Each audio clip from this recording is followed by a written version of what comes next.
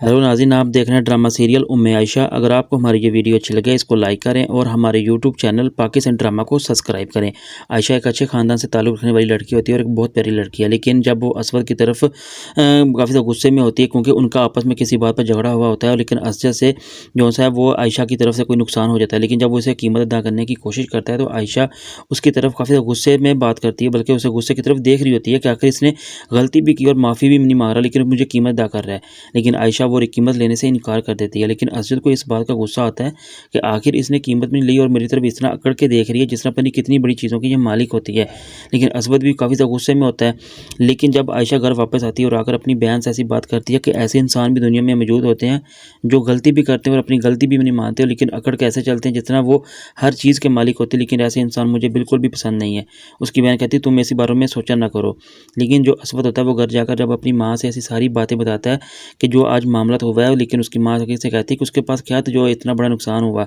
असद कहता है कि उसके पास तो खा कुछ नहीं, सिवाय एक स्कूटी के अलावा उसके पास कुछ नहीं था, लेकिन बल्कि ऐसे देख रही थी जितना बनी उसके पास कितना बड़ा एटीट्यूड होता है। लेकिन अनुषा भी उसे कहती है कि हाँ आंटी बिल्कुल ऐसी है, असद सही कह रहा है। लेकिन जो आयशा की माँ होती है वो उसने आयशा के बाप से कहती है कि आप अपनी बेटी को मना करें कि वो नौकरी ना करे। लोग हमारे ऊपर तरह तरह की बातें भी करेंगे कि अब ऐसा वक्त आ चुका है कि माँ बाप अब बेटी की कमाई खा रहे हैं। लेकिन आयशा ये बात सोचती है और बहुत ज़्यादा डिसहार्ट होती है, बल्कि अपने फादर से कहती है कि आप इस बारे में बिल्कुल ना सोचा करें, बल्कि मैं एक बेटी होने के नाते आपकी इज़्ज़त पर किसी किस्म की कोई आँच नहीं आने दूंगी। लेकिन आयशा ये बात सोचती है कि अल्लाह और उसके प्यारे नबी सल्लल्लाहु अलैहि वसल्लम ने औरत को किसी काम करने से नहीं रोका, लेकिन फिर ऐसी क्या वजह है जिस वजह से आप मुझे काम करने से रोक रहे हैं?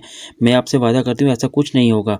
लेकिन आयशा इन्हीं बातों की कशमकश में सोच रही होती है। लेकिन आयशा अपने फादर से कहती है कि मैं आपसे वादा करती हूँ मैं आपकी बेटी होने के बावजूद मैं आपकी इज़्ज़त पर कोई आँच नहीं आने दूंगी। लेकिन जो उसका फादर होता है वो कहता है बेटी मुझे तुम पर एतमाद और पूरा यकीन है कि तुम ऐसी हरकत नहीं करोगी।